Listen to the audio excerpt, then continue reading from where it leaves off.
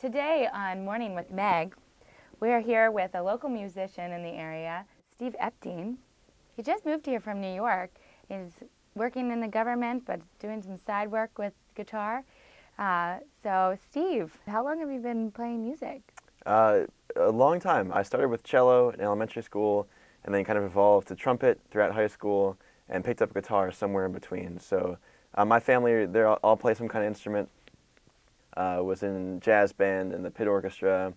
My dad played the trumpet as well, so did the trumpet thing. And of course, you can't be cool with the trumpet, you know, whip that at a campfire. And so I needed another instrument. And then we had this movement in like 7th grade. I think probably 80% of the boys in the grade had a guitar at that point. Anyone from Fred Bodo to Steve Epting, and Fred was not very good at all. And so I picked up a guitar on the side.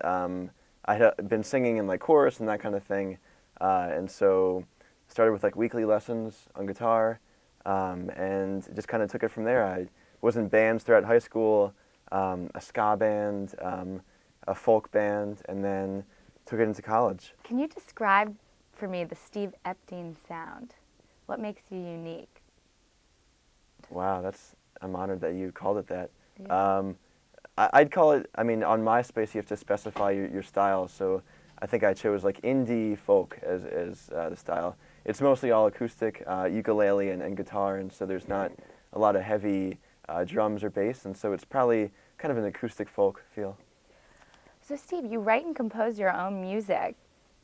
How does that process normally work for you? Do you start with a melody?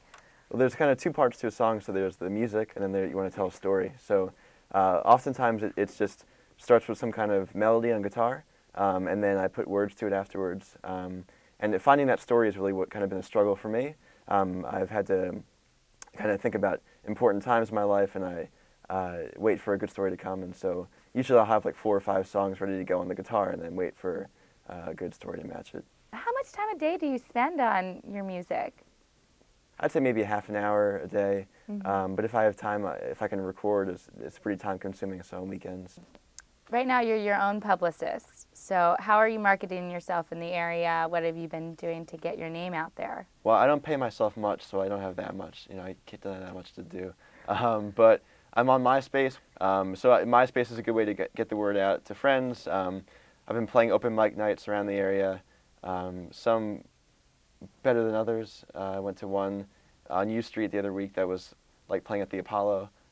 So kind of good and bad experiences, but you know, every experience is valuable. It's So a good experience, right? yeah. Well, that's great.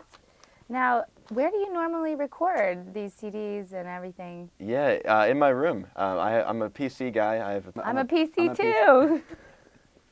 I'm a PC. Right, so I have a great program for the PC.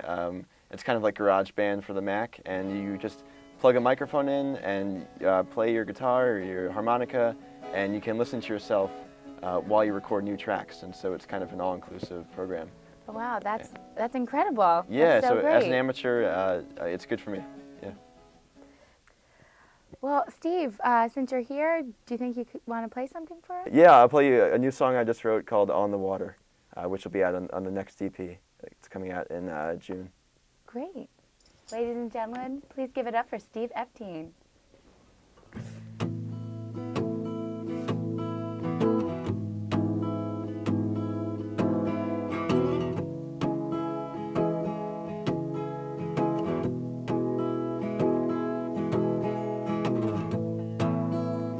Father, Son, and Holy One, I'll see you when this day is done. Now to death, but I ain't leaving. Count my steps in 3s, these pillars to unfold.